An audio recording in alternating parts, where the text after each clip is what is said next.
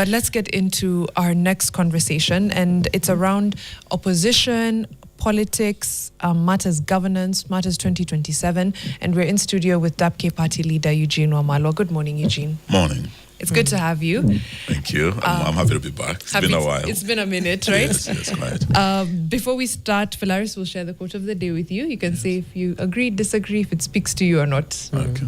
Absolutely. Karibu sana. Asante. Today's quote is courtesy of Mahmoud Mamdani, who is one of Africa's most important living political theorists. And the quote reads, "The crisis is not that we disagree. The crisis begins when we stop listening." How does that speak to you? I think it speaks not just to me, but to the nation. Yeah. I think what we're having in Kenya today is a crisis of confidence in our leadership and a tone-deaf government that is not listening to Kenyans. And when Kenyans dare to speak, they are abducted, they are shot, they are killed, they disappear. I think there's that breakdown. And it is a crisis of leadership and a crisis of confidence. It really is. Yes. I like that you've even started on the fact that when Kenyans speak up, they're abducted or worse. And the front page of the Daily Nation today speaks about the return of abductions with 4 missing young men: Davis Lee Chuma, Macmillan Kiarie, Abdulaziz Duba, and Michael Olo. Just a week ago, the compensation framework was launched and effected, and it was to give money to victims of past injustices, including the loss of life, abductions, injuries as a result of the 2024 protests. What do you make of this return of abductions?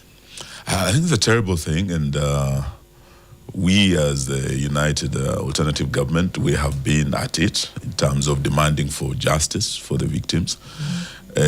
You have an attempt, a half-hearted attempt to give the families some monetary token in terms of compensation. I think they're giving each family about 3 million. But we were saying before you even get to the compensation, first we must get to the truth. Seek the truth to know who actually killed these young people. There were 62 of them. This was the official IPOA report. Once we know the truth, they are demanding for an apology, the families, which has not been forthcoming from the president of the government. Then you go to justice. If these people are known, what action has been taken to hold them to account? After justice, that is when you now go to the compensation bit. So that has not been done, and we're saying the monetary tokens alone, not enough. And we are standing with the families in demanding for justice. Because unless we start holding leaders accountable, and officials of this government, we're basically saying we'll beat, we'll abduct, we'll kill, and we'll put some money in our budget to pay. Yeah. But those killers, those rogue cops, the killer cops, go scot-free. If they do, they'll kill again. Any demonstration happening, they'll throw you in the Subaru, they'll shoot you in the head or shoot you in the leg. Then the government will put something in the budget. 2 billion is not much money, but for a life lost, that is one life too many. So I think that's something we want to keep following up with the parents and the families affected. Yes. I mean, on the 25th, it was not just, there were so many violations, if you're to think about it. And, we have the abductions, we have, just government, I don't want to call it response, but the way they chose to handle and conduct themselves on the day, where we saw the state come in with full force, of course, courtesy of the National Police Service, in terms of applying blanket roadblocks. And the big question here becomes, there was clear violation of court orders. Yes. On these roadblocks not being erected. Who do we hold accountable here? Because March, again, we are holding the state accountable for the abductions. Who do we hold accountable for these court violations? And they are continued. I think the buck stops with the president. He's the overall leader. This is his government. And you can see that a week before the 25th June anniversary, second anniversary, is the president who started by threatening these young people. Then we had the Deputy President Kindiki also threatening not to come out. Then we had the CS Interior, Murkomen, also issuing the same threats. Apart from him, we had PS Raymond Omolo doing the same thing, then the government spokesperson. So what were they doing? They're intimidating these young people not to come out. And the language they were using, I don't know if you heard this MP from Molo, Kimani, the chair of finance, and who gave some very scary gesture that if you come, basically, kill them. So this is something that starts with the leadership itself, a leadership that does not respect or defend the constitution. From the president to his ministers to those they all took an oath to defend this constitution. Now, Article 37 allows any Kenyan to protest in whichever manner. You cannot tell me protest this way or don't protest that way. These families are still in mourning. You know, it's just 2 years. They have not healed yet. We were with Mama Rex, the mother of Rex Masai. We were with his father when we held an interdenominational service at the Baptist Church on Ngong Road. Then we were with Mama Kennedy. You remember Kennedy Onyango, the 12-year, the youngest victim, who actually took the highest number of bullets. These families are still hurting. They are still in mourning. And they were saying, allow us on 25th to come and remember our children. So all they wanted to do was come to Parliament, where the kids were shot, lay a wreath, say prayers. When we now accompanied them to this venue, we marched very well right from... is it Serena? Or? Yes, right from Serena. We came down to the roundabout. So when we were just about 100 meters from our Parliament, then they disrupted the procession. It was peaceful all the way. We were holding hands. But of course, when the police now attacked, there are those who are saying, oh, leaders left the victims and started running away. If we were running away because we were on Uhuru Highway, what they wanted to do was to block us not to enter Parliament Road. You know where the intercon is? Yes. So between Uhuru Highway and Parliament Road, that is where the violence started. And had we wanted to run away, we would have driven off, towards the industrial area or towards the stadium. But instead, we used our vehicles to break the last barrier between Uhuru Highway and the roundabout of Parliament Road. And we were able, once we broke the barrier, we got our wreaths and we were able to open the way. We were able to lay the wreaths as far as we could where the barbed wire was. Because if you remember, the shooting started right from the roundabout into Parliament. There were snipers on top of the roof of Parliament who were shooting these kids down one by one, picking them like flies. So we were able to go with the families and they were able to come and lay wreaths. But what happened thereafter? Some of the families, once we finished, we went to hold a meeting with them to look at, what support they need, how we can support them legally. We have a very serious team of lawyers, but also politically to maintain pressure, not just for compensation, but for justice. Out of 62 killed, they were saying only 3 cases have been prosecuted. Yes. Then the following year, last year, we marched again with them. I was with Honorable Kalonzo when we again were stopped at the same place. But last year, out of the panic of government, they killed 27 young people on 25th June last year. On Sabasaba Day, within 2 weeks of that killing, again they killed 38 people. So 38 plus 27, you are again talking of another over 60 people killed by the same cops, the same government, in remembrance of the 62. Yet they've not been held to account. So what it says is that unless we are able to hold these officers and this government to account, they'll continue killing. And they're doing so with impunity. Abductions have come back. You do recall around the 25th of June, they were able to trace most of these young people and they were picking them one by one. Many of them were found dumped in Tigoni, the outskirts of Nairobi. Some were taken out of the country, like you remember Kiza Besigye, the Ugandan, was actually abducted in Nairobi. In collaboration between the Kenya government and the Uganda. He's been in jail for 500 days. Martha, our friend, went there to try and get him out. She was deported. In Tanzania, you remember Boniface Mwangi, what happened to him and his Ugandan friend. So we are seeing the return of abductions. In Nairobi, Kenya has become actually the epicenter of abductions, not just in Kenya, but in East Africa. So we're saying something has to be done.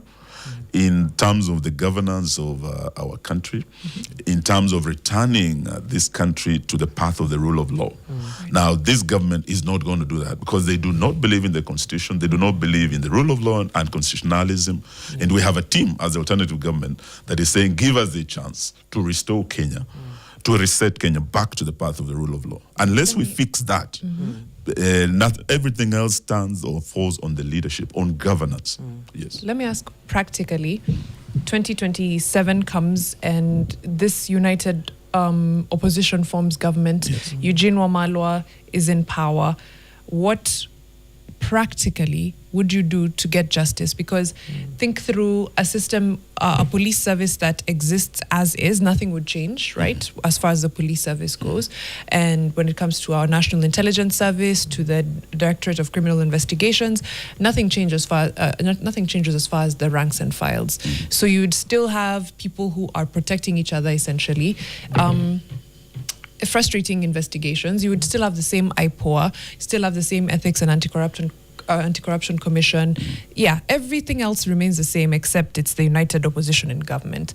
Practically, how do you find justice for the 60 lives that were lost in June 2024, the 60 others that you've talked about that happened after that, in in 2025, and all these people who have been abducted, those who have been maimed, those who have been tortured, those who have been raped, and so on and so forth? I think the first thing I can tell Kenyans, I had the privilege of leading the governance, justice, law and order sector as a very young minister when I was first appointed to cabinet and Minister for Justice after the promulgation of this constitution. And there's a lot that we put in terms of reforms. You remember our judiciary was totally feeble in the face of a very overbearing executive. So we're able to carry out very serious judicial reforms. There were also police reforms that came with that. There was the enabling legislation that went into implementing this constitution. And I was privileged to be part of the leadership that oversaw that. So I can tell Kenyans today, if we have a president who believes in the rule of law, and who is able to whip his government towards that path, it can be done. But if you have a president who does not, what you see, you breed impunity in that government. Yeah. And I believe in our team, apart from myself as a former Minister for Justice, Martha Karua was also a former Minister for Justice. The Chief Justice, were with him on the streets the other day, is a man who believes in justice. Kalonzo Musyoka, Senior Counsel, he's a man who believes. We have a very serious team. That if from day one we say we are fixing the issue of governance, then there's a lot we can do in terms of reforms. Going back to the police reforms, we were meant to have a police service. We were supposed to change from the police force that uses force on citizens to serve a service that is deeply rooted in professionalism, but that is not what we have today. So meaning there will be an urgent need to go back to the police reforms that were left off at some point. And there's very basic things we can do, starting with the officer who carries that gun. From the armory, when you are given that gun, technology is now available to trace the gun, the ammunition given to a particular officer, right from the armory to the area where he's deployed. You can trace this movement and hold that officer if there's a misuse of that particular arm. You also have technology in terms of body cams. If you look at US, Europe, every officer has a body camera that records from the time you're leaving your station to whatever. So you are able to actually trace that officer and hold him to account for all his actions, including corrupt acts. Because if you have that body cam, you'll be very careful not to be asking someone for a bribe, because it will be recorded. If you're going to abduct these young people as they did just on Parliament Road in open daylight, throw them into the Subaru, go with them, you will be traced and held accountable for your actions. So there are reforms that we need to put in place, and in terms of also the command structure, so that we hold to account those who have the highest responsibility. And we've told IG Kanja some of these reforms that we need to put in place, but this government is protecting the rogue officers. When the president was seeking, this term, he was very particular. He said there will be no torture, There will be no enforced disappearances. In fact, he said there was a killer squad called SSU. He was going to disband it. Yeah. What has happened today is that we have an even more terrifying killer squad embedded in the police. And these are the people, the Subaru boys. And they're doing this with impunity, and abductions have come back, enforced disappearances have come back, extrajudicial killings have come back. And we're saying this government cannot change. There's only one way we can change, by changing this government and getting in place a team that would respect and uphold and defend this constitution. And that team is in the alternative government that we're preparing. I'm still going to thread on the alternative government coming in and forming government. There's so many elements to consider. Would we trust the same police service to investigate itself, much as there's been a change of government? And also, yes, maybe the executive would be occupied by a member of the united opposition, but when it comes to the majority of who sit in the House, that is Parliament, if it is not the alternative government and the opposition that has the majority numbers in Parliament, then there's certain barriers towards reforms that would, again, look very good on paper, but the willingness of that House to pass those reforms would not be there. So I would be, as a Kenyan, I wouldn't be very quick to take that and say it's going to be sorted out as quickly as we'd want.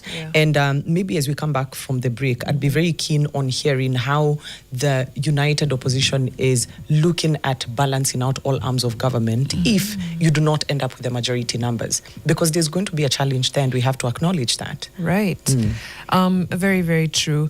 And there's a lot of feedback coming in. We'll sample it when we get back, but I think that's a really good point. And balancing the houses of parliament, understanding, how exactly to form a government that actually works, because what we have right now is a state of capture, like you've mentioned. But let's take a short break. Hashtag is Fixing the Nation NTV. When we come back, we will continue the conversation with DAP Kenya party leader Eugene Wamalwa, and we'll go into matters 2027 politics, opposition politics, a flag bearer finally, maybe he'll tell us. We'll be right back.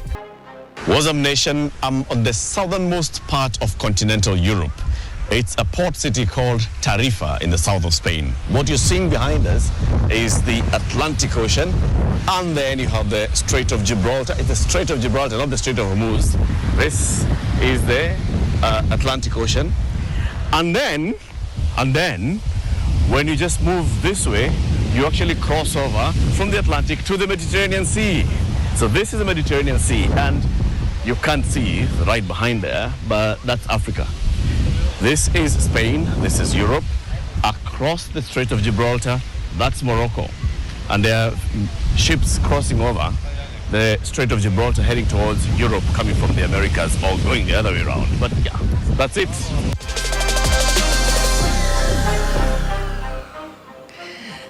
Thank you so much, Eric, for that wonderful What's Up Nation video. Very good to know that it's not just the Strait of Hormuz, right? I think we learned about the Strait of Gibraltar in geography class, but now seeing what it looks like ish, a lot nicer, I would say, than seeing it on paper. Thank you so much for that What's Up Nation video. That's Eric Latif, who'll be back with us tomorrow. Fixers, we see you asking, yes, at Rudi Kesho. As you can see, he was just doing some geography, getting to know, the Strait of Hormuz, the Strait of Gibraltar, the Mediterranean, Ivo too. Sindio. Our number is 0769 590 762. That's 0769 590 762. That's our WhatsApp Nation number. Tell us who you are, where you are, how you're fixing the nation, what's working where you are, what's not working. Just give us a little bit of insight, or take us along with you as you go about your day, and we'll be more than happy to share. Absolutely. Back in conversation with DAP-K party leader Eugene Wamalwa, and we're just looking at matters, governance, state of politics as it is as we head into 2027.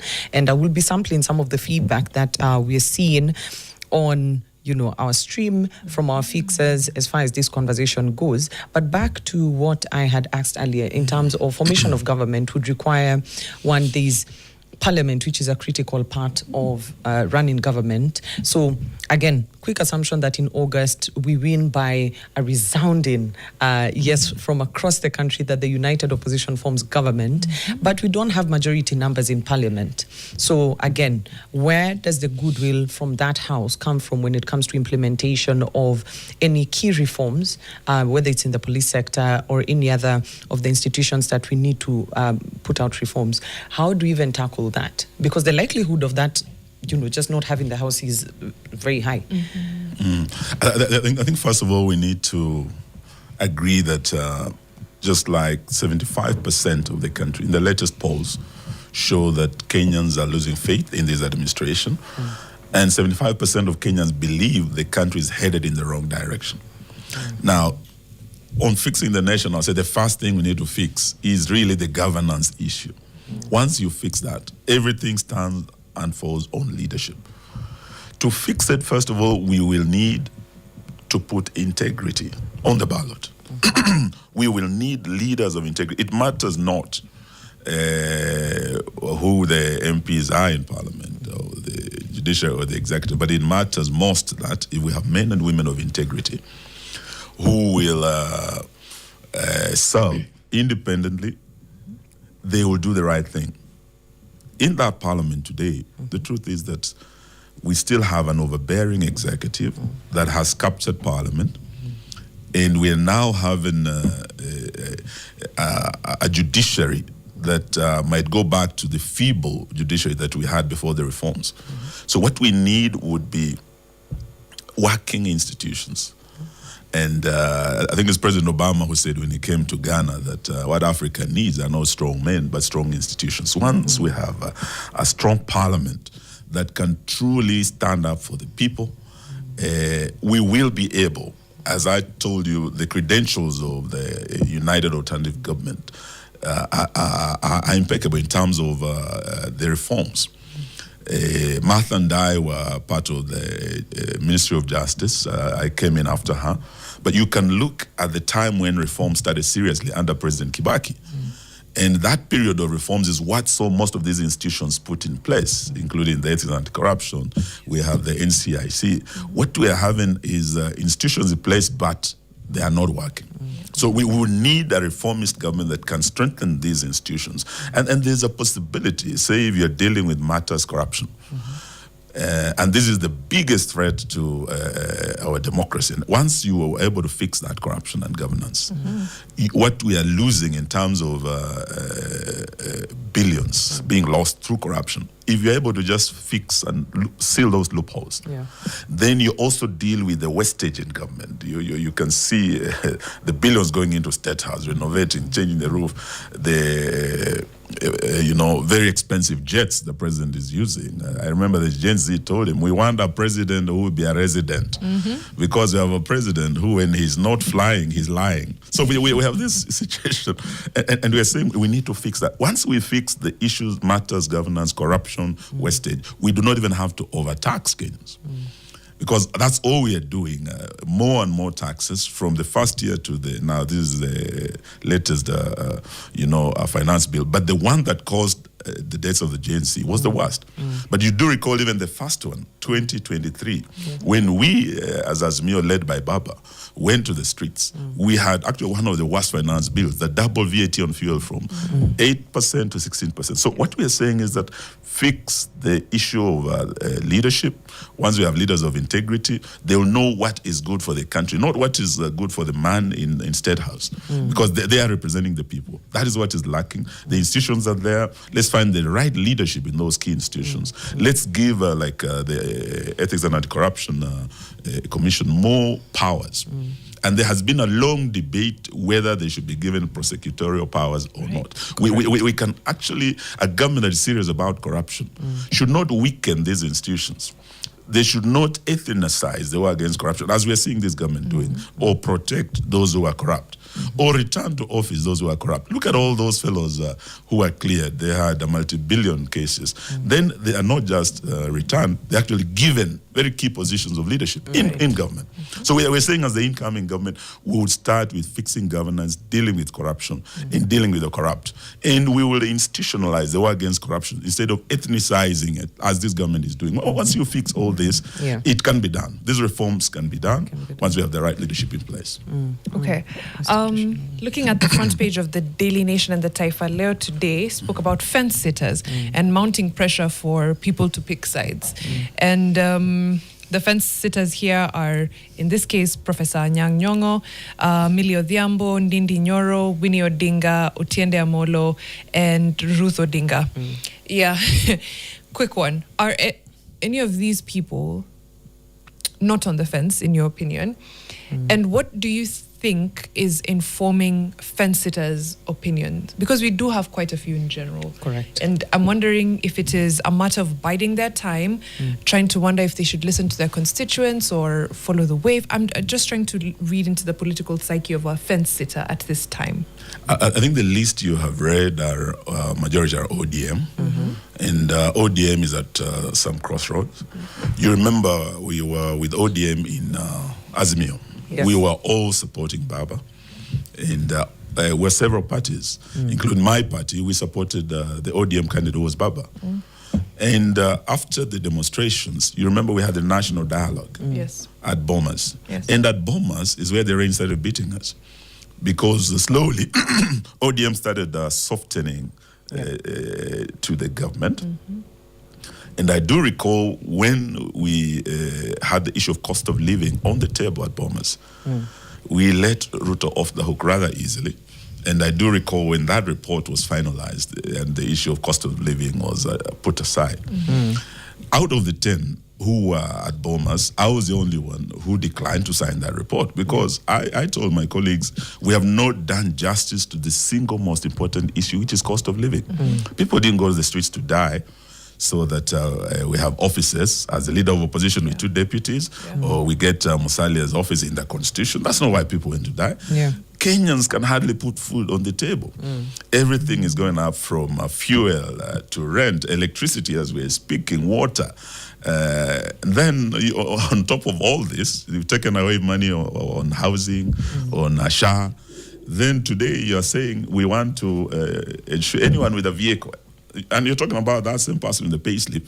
Now you have to submit your vehicle for inspection. It's 4 years old. It means everyone who has a vehicle, and you've not bought it brand new from the showroom. Because our law allows importation of 8-year-old vehicles. So meaning most of the vehicles we are driving are 8 years plus. So it means everyone with a vehicle, they are going to follow you. You can hardly fill your tank driving from home to here. Many guys are on E. They can't remember when they last filled the tank. Then you are struggling with that. Then you're told, now you must take your vehicle for inspection. If you don't, by the next 1 week, you're going to be fined 20K. So Kenyans are furious. So yesterday we announced in Namanga that, first of all, the practicability of that issue, given the capacity of these... The NTSA. We said in Namanga we are going to court today to challenge, and we put pressure on them. I'm happy that you've, in the news, you've spoken about them. First of all, it's not practical. It's just next week. They don't have the capacity. What is going to happen is that we are going to open up Kenyans to very serious extortion.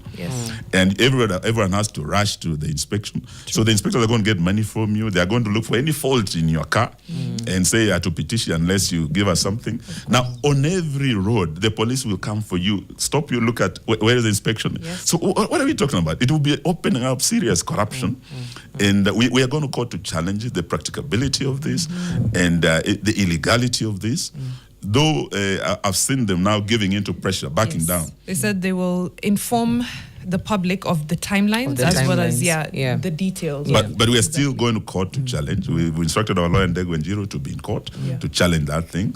And Kenyans are stretched. I mean, how much more do you think Kenyans can take?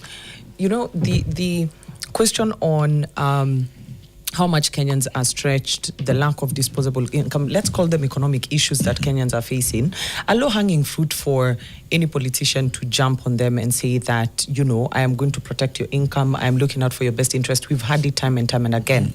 So here we've seen the united opposition go to court over several matters, and I'd want to look at maybe what the courts have said over what you've presented to them over different matters, Yes. or whether those are just matters that are left hanging in courts.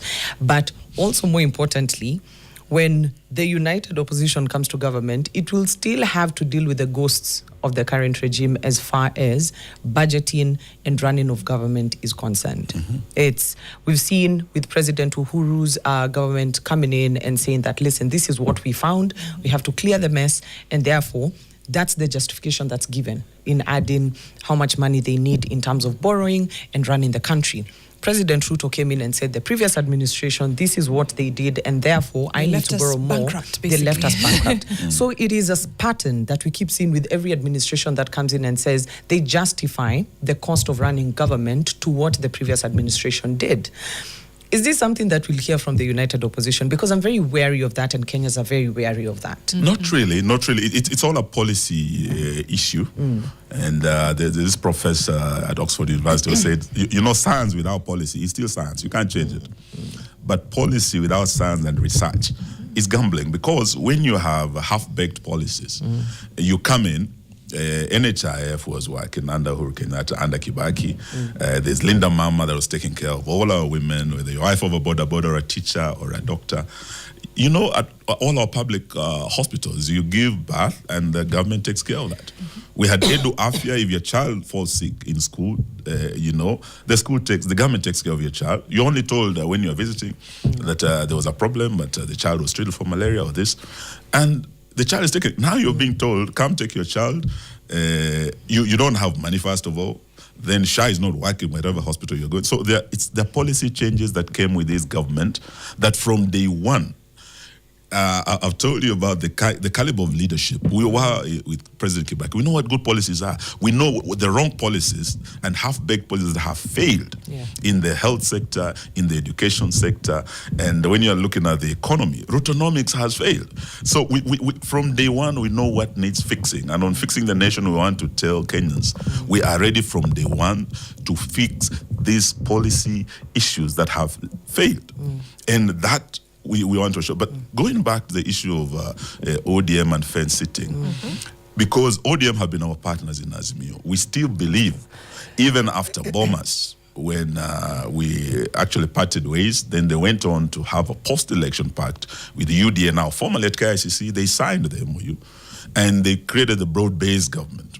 There are people in ODM who did not completely agree. So what you have in ODM is a house divided.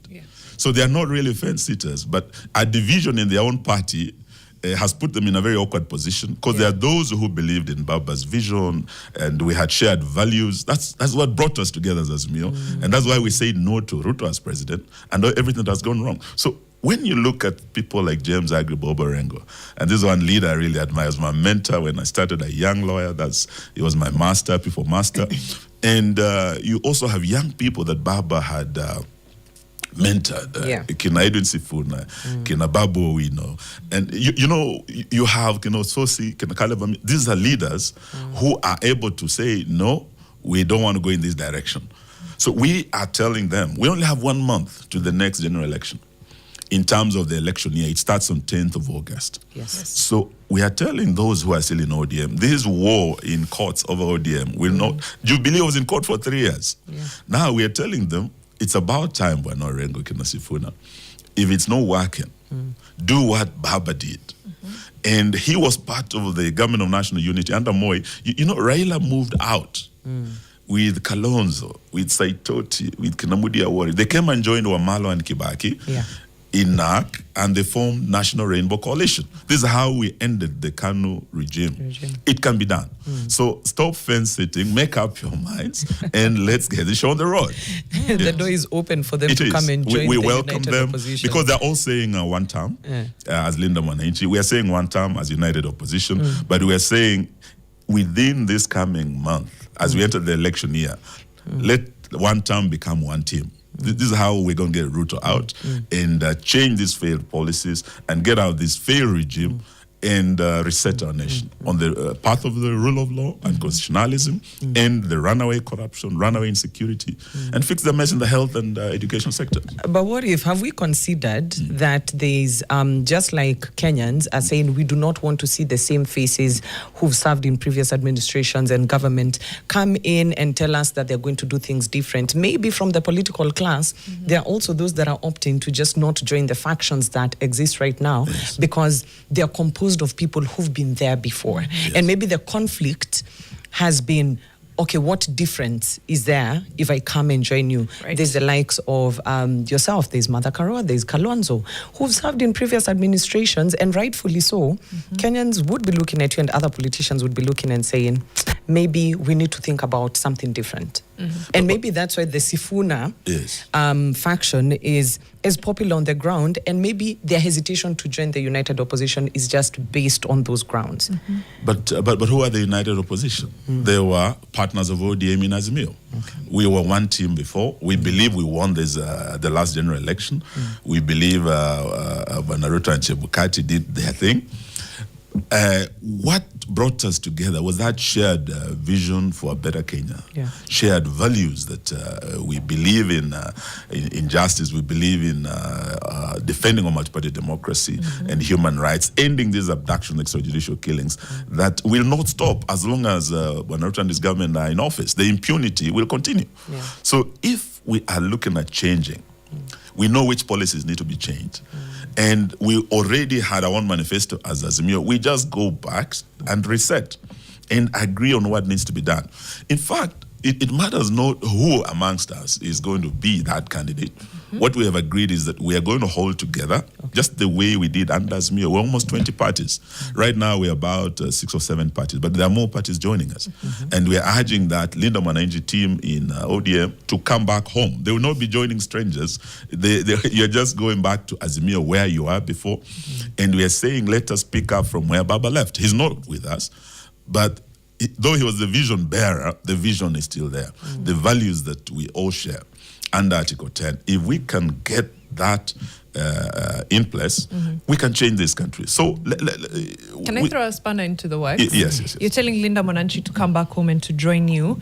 But then think about the constituency that Linda Mwananchi represents or is trying to represent. It's the young people of Kenya, by and large, who are 70% of the population. So should it be Linda Mwananchi coming back home, or should you be joining Linda Mwananchi? No, Linda, as I've said, the list you've given me are all ODM leaders. ODM was in Azimio with DAP, with PLP, with all these other teams. They left the opposition side and went into the broad-based government. So we are saying the MOU, 10-point MOU you signed, and SG Sifuna was there. When you look at all that, number one, stop torture, abductions. As late as yesterday, they're still abducting people. Today, we have a list, Lichuma. These are young Kenyans who have been abducted. What the hell are you doing in a government that's still abducting and killing people? You're evading my question. My question is very simply that this Linda Mwananchi faction has been going around the country trying to build a base, trying to build a political base and a following. And young people seem to be energized by them, whether it's Babu Wino, Edwin Sifuna, Osotsi, all of them, right? So who should be joining who? That's my question. Is it Linda Mwananchi to come back home to the united opposition, or is it the united opposition to join Linda Mwananchi? Again, 70% young. That's the population of this country. Average age of 19. We are in the opposition. As I've said, ODM went into government. So what we are saying is that ODM should leave government. And if ODM does not, because there's Linda Ground and there's Linda Mwananchi in ODM, so we're saying Linda Mwananchi should leave ODM and the broad-based and come back to the opposition so that we go back to factory settings. In Azimio, we have the young and old. If you look at our history, whenever we were divided as the opposition, in 92 we lost to Moi, in 97, so we're saying in 2002 we came together. How did we do it? We had the young Turks, Kina Orengo that time, Gitobu. Then we had the old guard, the seasoned politicians, Jaramogi, Masinde Muliro, we had Kina Matiba. So it took the young Turks coming together with the season for us to get the second liberation. Exactly. So what we will need is not just a Gen Z led revolution to remove Ruto on their own. They cannot. Yeah. What we need is a Gen Zote approach. This is what we are saying. Let them come, young and old, women and men. Let us all do a Gen Zote, all hands on deck approach. Is the only path to victory. There's no other. Unity of all gender, ages, and everything. So that's what you're saying. And I know that they will bring young energy and freshness to this season team that together combined, because many of us have been with Ruto in the Kibaki government. We were with him in Uhuru. I know Ruto more than some of them do. And if we sit together, we'll find a pathway to that victory together. Gen Zote and all hands on deck approach. I like how this Gen Z keeps taking its own forms. Yeah. So it's Gen Z, Gen Zote, waiting to see the next thing that we're going to coin out of it. Yeah. There's a report that came out last week by PARS, which is a research organization, and the numbers read 52% of Gen Z align in with Linda Mwananchi, 14% with United Opposition. And clearly just, threading on to Mariam's question, who needs to cross over to the other side? Because you'd look at the United Opposition having political experience, but baggage in terms of the leaders that have served in previous governments, which the young people, the Gen Z, are very wary about. Then on this other side, they have the energy and they have this new constituency of young people that, again, have energy to mobilize and also just forming what is the country's, largest voting bloc. And again, they are looking at things very different from the history that you've just pointed. And we borrow a lot from history, but then again, we have to be very careful not to be trapped in history. And maybe that's something to consider even as we're having this conversation. 52% versus 14%. Who needs to do the crossing over at this point? I think it's not the crossing over. It is the coming together. The coming together. And when we are saying we should come together, it's not as if we are asking them to come and become passengers in the United Opposition vehicle. They are going to be our partners, and we are going to partner and come up with a winning strategy. And it starts with unity. And once we have that, we'll be able to win together. But going on their own, because I've had some saying, anyone who has served in the other governments should not be allowed to run.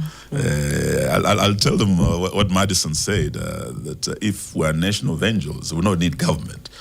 No angels are going to come from heaven to fall in State House and change this country. They are Kenyans who are born here, who have been raised here, who have worked here. What will matter would be the record. When Eugene Wamalwa says, I'm presenting myself for the presidency of this country, you must look at my record. At the Ministry of Justice, when I entered, I remember there's one fellow who walked to me. Then there was a big tender, billions, multi-billion tender. And there was a South African company fighting with another company to get that tender for IEBC, whatever. Some gentleman walks into my office and says, Mr. Minister, I want to make you a billionaire. So I say, how? I've never even, I might be a millionaire. I've never been a billionaire. He says, okay, if you get the chair and you get the CEO and we get these tenders, this company, you're looking at a cool 2B.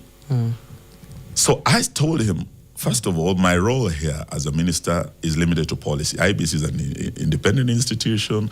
I give policy guidelines and whatever. So don't bring a 2 billion. Let me stick to my work. You do recall that there was a scandal that broke out at IBC that actually led to some people being prosecuted, IBC officials. I would have been a billionaire, man. You'd be cooling but corruption is one thing. If we want to change this country, we must start by getting leaders who have a clean record. My record at Justice was clean. Come to water. If there's a scandal there, come to devolution, come to defense where I left. If you find Mr. Wamalwa has a clean record, put him in State House, because that is where you start. Like fish, it rots from the head. Correct. If you get a fellow who had scandals after scandals, if he was stealing in the Ministry of Agriculture, maize, and he's stealing your fuel in the Ministry of Energy, you put that man in State House. He was stealing with one hand at the ministry. He'll be stealing with both at State House. There's no one above him. So let's start with everyone's record, integrity. It's not the age that matters. It is the record. And this is where Kenyans should focus on. Because why did we all, including the young people in Mwananchi, believe in Baba? It was not because of his age. No. So age should not, this age is just by the number, should not be the factor. It is the record. Right. And that is what every leader should be judged by. Okay, I like this Gen Zote approach. Yes. Let's take a short break, but when we come back, let's talk about your actual agenda. We had the people's budget, for example, that we got to interrogate a little bit, but let's talk about your actual agenda aside from one term. We'll be right back after this. Hashtag is Fixing the Nation NTV. Third hour, Fixing the Nation, one conversation at a time on 96.3 Nation FM, on NTV, YouTube, TikTok, across all our social media handles. And of course, if you want to engage with us, it's hashtag Fixing the Nation NTV. On to a news fix for this hour. 500 more protest victims are to be compensated. This is according to Makau Mutua. The panel chair said 500 more victims are expected to receive compensation next week. The government already paid 448 million shillings in compensation to 348 victims of public protests. Mutua said many beneficiaries have expressed relief after receiving the payments. The compensation is being made under the Protest Victims Compensation Framework, and Mutua said this during an interview last night. I'd want to get a reaction from DAP-K party leader Eugene Wamalwa as far as this compensation framework, how it is being handled, who is supposed to be doing the handling of this compensation. Exactly. Is it the panel or is it the Kenya National Commission on Human Rights? It should be the Kenya National Commission on Human Rights, because that is a constitutional mandate. Professor Makau Mutua is a busybody. In fact, he has no business. And we went to court to challenge that. And you remember the court pronounced itself on the matter. So I think we should be hearing more from the commission than from Professor. The other issue is that we do know that apart from those who died or who lost life and limb, there's a category of the abductees. Yes. These people were abducted, put in Subarus. They were tortured. Many of them were dumped, left half dead. We picked them in Tigoni, wherever. They went through a trauma. They went to hospitals. They spent their money. This category has been left out. They've not addressed them at all. The abductees. Then we also have the category of those enforced disappearances. There are three mothers in the after laying the wreaths. We went and sat with the victims, and there were three mothers who said their children were in Parliament Square. They have photos, everything, but they disappeared. Up to now, they've never been traced. So imagine the trauma of that mother who doesn't know whether the child died or was taken somewhere. There's no provision for that. So we're saying, and this one thing we're picking up as United after our consultation with the victims, that we want those two categories also covered, apart from pushing for justice for the victims and holding to account the rogue officers. So that those two categories should also be included. Okay. Thank you.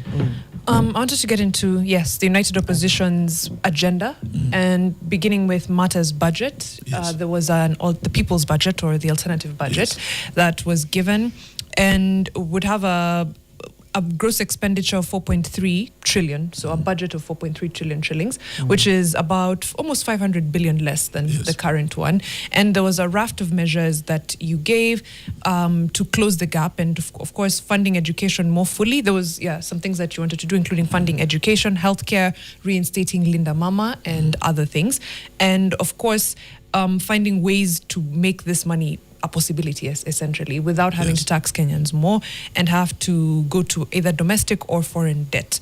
And a lot of the pushback from the government was that it's wishful thinking. It's easy to say that from outside, to say that, they spend 4.8, we'll spend 4.3. walk me through how you arrived at this alternative budget. What was the science behind it, so that we can also know what informed these numbers? When you say, you know what, we will essentially fund free education, Linda Mama will be reinstated, we will spend 4.3 as opposed to 4.8. What informed these numbers? What informed, first of all, our decision is the insults from the president himself. Hawana agenda, hawana akili, hawana sera. Every day that's what he says. No, he's forgetting. I mean, we are his cabinet colleagues, and the kind of language he uses, the insults. I remember the insults he was throwing at myself. He said, "I'm so poor that my cows are dying of ticks." And he threw one at Matiangi, what I can't even repeat on air, and Rigiji and Kalonzo. But we said, as the United Alternative Government, we have been going around the country telling people that we are going to fix the mess in the health sector. SHA is not working. Yeah. When you listen to President Ruto and the CS Health, Duale, shout on top of how SHA is working, we have partners in the health sector like churches. The Catholic Church has a mission hospital somewhere in Mumia, St. Mary's. This hospital has worked for over 100 years, from the colonial administration to the Jomo, to the Moi, to the Kibaki, to the Uhuru. It has never faltered. It has served people in Western Kenya for 100 years. Now, you come and make a policy change, bring this SHA thing, and the hospital collapses. Because it's not working.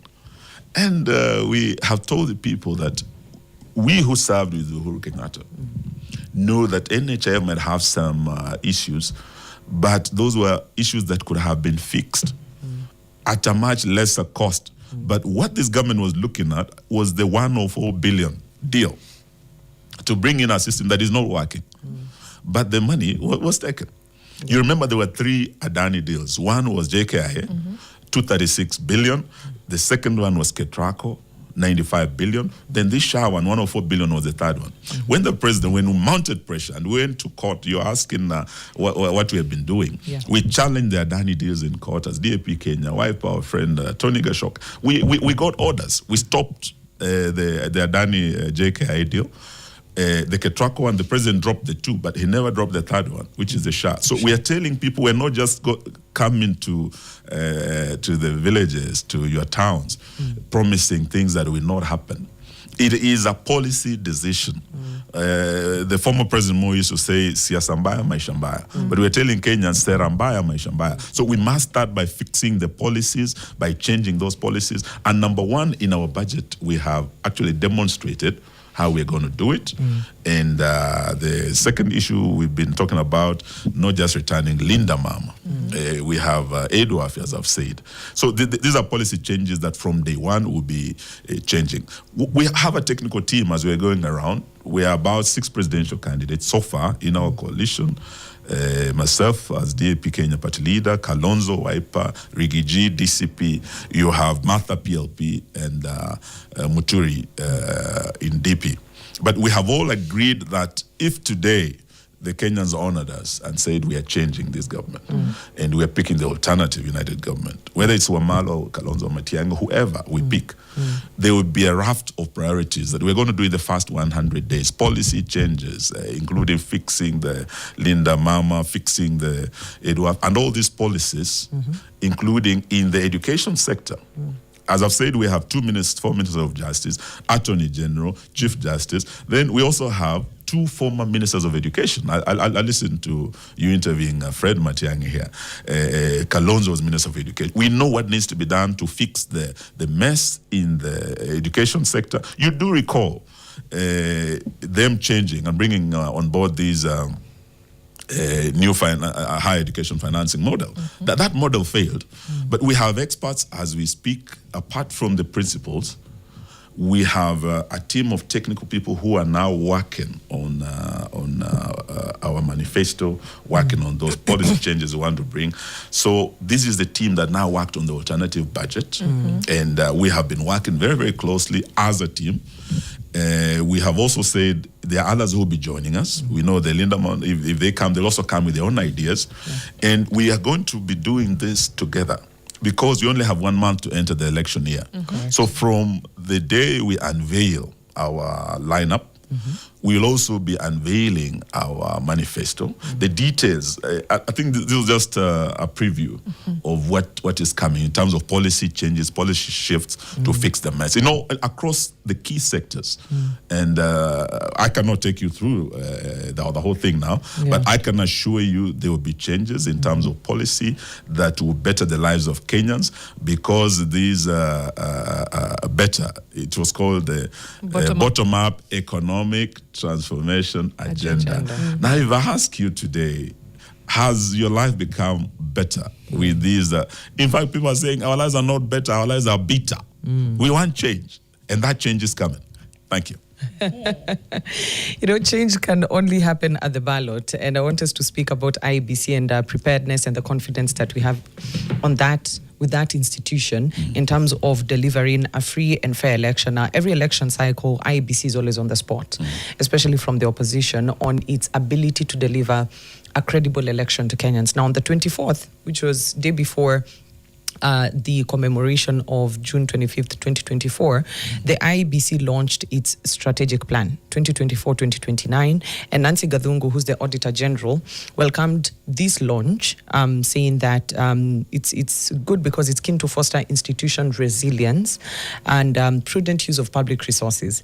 Now, this particular strategic document, according to the IEBC, is keen building and sustaining public trust to sound governance. Very, again, on paper looks very good, but we've had the united opposition, that was Justin Muturi, who represented Kalonzo Musyoka at this event, saying public confidence is not built through secrecy. Credibility is not achieved through exclusion. Has gone on to challenge this particular launch, saying that stakeholders were not consulted. It's true. So it's one is the question on how would stakeholders be engaged on the launch of a strategic plan by an independent institution, that is the IEBC. Do the stakeholders need to be consulted, or should the IEBC actually just be left to do its work while we come and now start questioning either the system that they are going to use, the smartmatics, to deliver the election, or are we just going after the institution in itself and saying that it is not well constituted and therefore should not deliver an election? I can tell you today, 75% of Kenyans are saying the country is heading in the wrong direction. They want change. I believe if we go to the ballot today, the one-term team is going to beat the two-term team, because what Kenyans are going through, they would not want another term of this overtaxation, of this runaway corruption, of this abduction. They want change, and we are offering that. Now, the only issue between us and that victory, because the pathway to victory, as I've said, is a united opposition, all of us putting aside our differences and backing one candidate. That we're going to do. Yeah. We're not going to let Kenyans, as far as we know, on that issue. But the referee, and I can tell you, as we speak, we only have 1 month to enter the election year. Right. I love for referee Police Kipenga. I love that song. It is coming. So we are saying we need to get our act together, but also IEBC must get its act together. We held, at the beginning of the year, we held a meeting with them, and we had several concerns that we put before them. They said we form a technical team and we have regular engagements. The other issue, they said they were going to involve us in coming up with a roadmap to the next general election. We put our irreducible minimums. Us being the united opposition, or us being who? No, all the opposition leadership, because we were a big team representing the opposition parties, who are going to be key players in the election against UDA, and I don't know if ODM will come back or not. If they're on that side, we're going to be facing them. So IEBC is going to be between us, the one-term team and the two-term team. Now, we told them, first of all, the CEO of IEBC, who had been implicated in the mess, Marjan, must go, because his term was ending, and I think we had said we want him out. The second issue was the discredited Venezuelan technology. Okay. And my condolences to the Venezuelan people for the earthquake and the loss they have suffered. But Smartmatics is a Venezuelan technology that you remember when President Trump attacked and got hold of Maduro. There was a lot of revelation about this system and how Maduro has been manipulating it, and how even in the US, it is so discredited. Why should we as a nation that believes in democracy continue using a discredited technology whose integrity is questionable, and that would actually affect the integrity of the next election? So we said we want this Smartmatics removed. Their term, I think, was unlawfully extended by Marjan, and it was ending, I think, in May. So we needed a follow-up meeting with IEBC to now address those irreducible. Yes, they fired Marjan, but up to now, they have refused to let go Smartmatics. So we are telling them, you know, if you're talking about participatory democracy, let us have an open and transparent process. That is part of the confidence building necessary as we approach this election. Don't do things in the darkness or in an opaque manner. It starts breeding suspicion. And that is the last thing this IBC needs. They had a very good chance during the by-elections.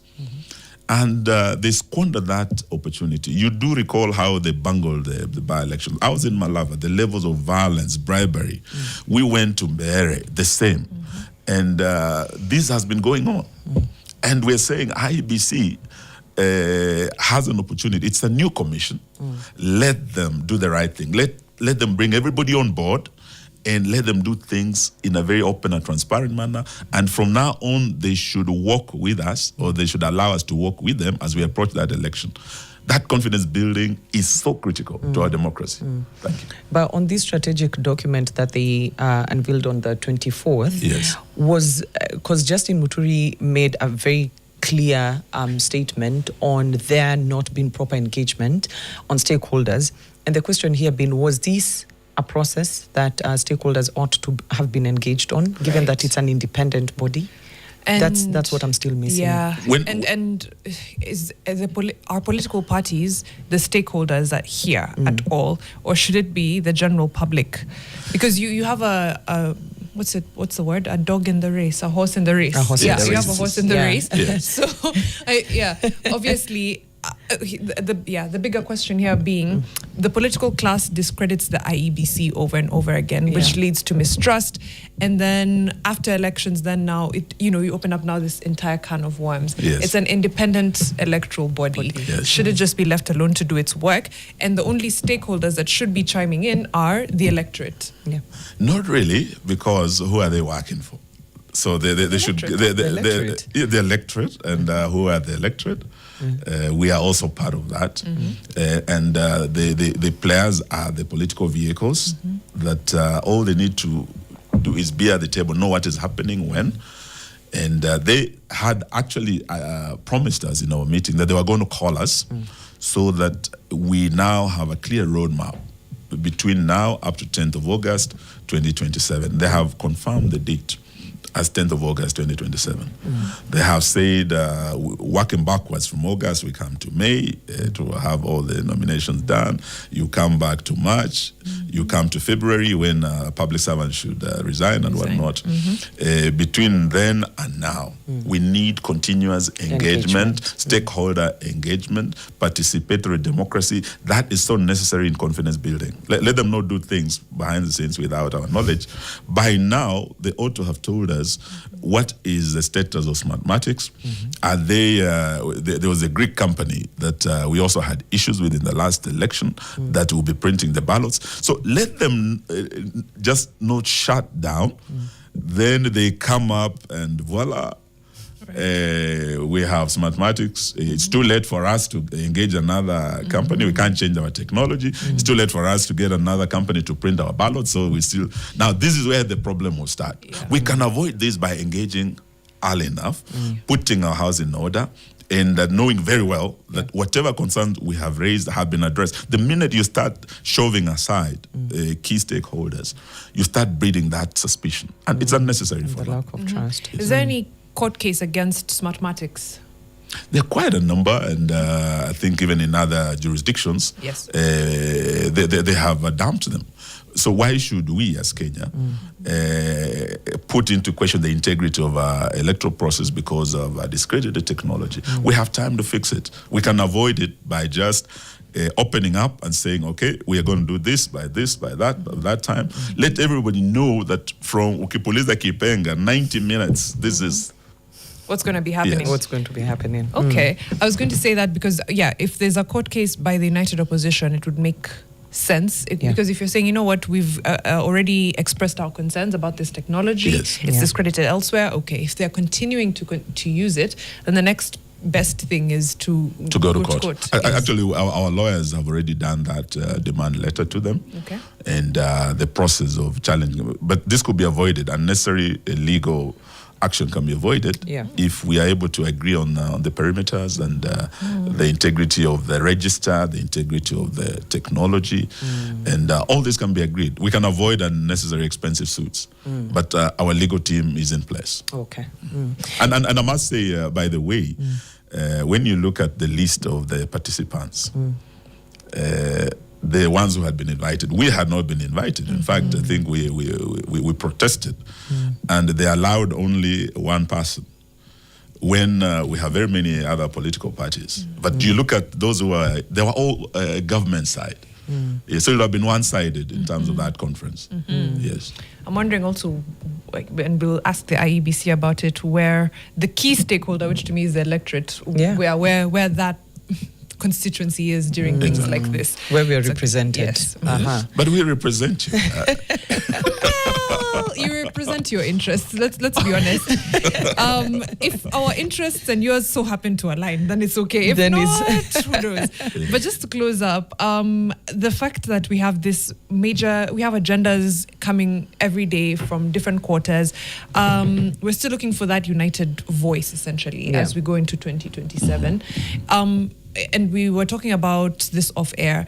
When is it time to actually give us a concrete candidate? And I know you've all said it can't be too early. It can't be, it has to be a little bit closer to the time of the election. But on the other hand, President Ruto has a massive head start because it's very clear who is running for election there. It's him. Yeah. And he's been campaigning on the campaign trail and continues to be. So you're at a disadvantage already if you think about it, as far as campaigning is concerned. When are you giving us a candidate, one united opposition candidate? Actually, President William Ruto is campaigning for us. I must say, all the false promises he's making everywhere he goes. The other day he was in Mount Kenya. He said, within 5 days, you'll be paid your coffee money. I talked to someone, has the money come? There's zero. And there are a lot of things that he said, I'll never allow the police to have this unit that will abduct. They're still going on. And all this, he's campaigning for us. So all the people of Kenya are telling us, stay united to the end, we are with you. Give us one candidate, we will give you the votes. It matters not when. It matters most that we do not let Kenyans down on this score. And this, I can tell the nation today that we'll start fixing the nation by getting the right candidate and looking at our values under Article 10. We want to give you the best candidate that when we face William Ruto, we will be able to beat him in round one. That is something we want to promise. And there's no pressure because you do recall when the opposition came together in 2002, they agreed to pick Kibaki a few months of the election. And, Hapo Beleni Mo used to say the election date is his secret weapon because the president could declare when to prorogue parliament. And now we are saying, the issue of our candidate is our secret weapon. But for now, we want to tell Kenyans to ignore any fake lineups you are hearing. Oh, CG so-and-so has been picked, CG so-and-so is the running mate. We will agree. And we only have one region. I hosted the team in Western 2 weeks ago. Now, there's a region, because we've gone around all the other regions, there's a region we haven't been, that is in northern Kenya, which we want to do. Once we wrap up that, we will be having a retreat now to start going in, to delve into the issues of now coming up with the lineup, coming up with the name of the coalition, and this we are not going to disappoint. We promise Kenyans. Okay.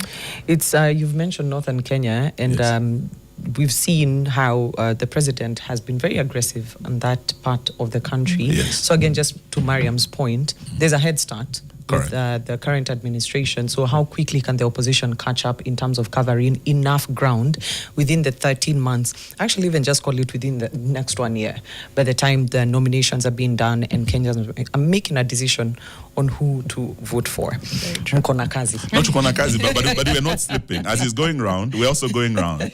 You do recall this day when we were in Mombasa as a united opposition, Linda Mwananchi were in Kisumu. We have been moving as they come to Eastern. They were in Machakos, we were in Western. Okay. And we've been going around the country. We are not slipping. And in the next 1 month, we are reorganizing. Then from 10th of August, we hit the ground running. The candidate we will give will be the candidate that Kenyans will now say, okay. How much is it costing the opposition in terms of covering ground? Well, for us, we do not have to hire crowds, so we don't spend as much as they do. But for them, with their empowerment programs and everything, they are spending billions. Sisi bora weke mafuta, useme one time watu wanakuja. We are not spending a quarter of what these guys are spending because we cannot match them in terms of the war chest. If you look at the scandals, the billions that these fellows have stolen, really, we cannot match them. We are on the side of the people and we stick there and we believe the people will be with us. We only promise them that we will not let them down. Okay. There's someone who was asking on whether the financial element is a factor that will be considered when picking the flag bearer for the opposition. Actually, that's one thing we need to change, because if we want to continue down this path of a corrupt regime, and someone is telling you, oh, Wamalwa, to run for president, you must have 10 billion. Well, what are you telling me? It means then that I should have taken the 2 billion when I was the Ministry of Justice. I should have gotten some other 3 billion in the Ministry of Water. I should have stolen 5 billion in the Ministry of Devolution, and maybe another 4 billion in the Ministry of Defense, so that I will be having 15, 20 billion to be a president. We are saying, in fact, that leader who is clean. Sometimes the Bible says, in your weakness, therein lies your strength. So those who are looking at Kalonzo, Awama, they have no money. But it is the integrity of that leader that we want, not his money. If Kenyans make the decision to have a clean leader who might not own as much as William Ruto, then that is the kind of leader who changed this country. Okay. Thank you. Let's end it there. We'll sample just a little bit of feedback because we're completely out of time. But Staki Mapepe says, good morning, fixers. I pray that the united opposition don't give us the agreed candidate so early, and they continue confusing Ruto and surprise him by announcing it not more than 4 months to D-Day. I think that's what he means. Great. Okay. Nairobi 254 is asking which verse that is. Tutaangalia. Samson Kikombe says, sasa maswali za economy zianze. The politics of individuals is so 2024. Please, finyeni hawa tujue plan zao. We vote on the economy and not on promises, not stories of in 6 months' time. And I think we spoke at least a bit to the budget question, and we'll continue interrogating more. Samson Abok says, Eugene, how will the united opposition create jobs and business opportunities? Spoke a little bit about that. Shah is not working. Moi said uongozi mbaya, maisha mbaya, Okay, he's just going on to banter a little bit there. But we did speak to a few of those issues. We'll have to wrap up the conversation there. But thank you so much for spending the morning with us. Thank you very much for having me. We are going to continue having you so that we can interrogate, your policies and find out what is the offering of the united opposition as we get closer to D-Day. But that is DAP Kenya Party Leader, presidential aspirant Eugene Wamalwa. We'll be right back after this discussing what politics is looking like, what the voice of the people on the ground is looking like, how social media is being used to galvanize people to ask for better governance with Chegewa Majus. Hashtag is fixing the nation and TV.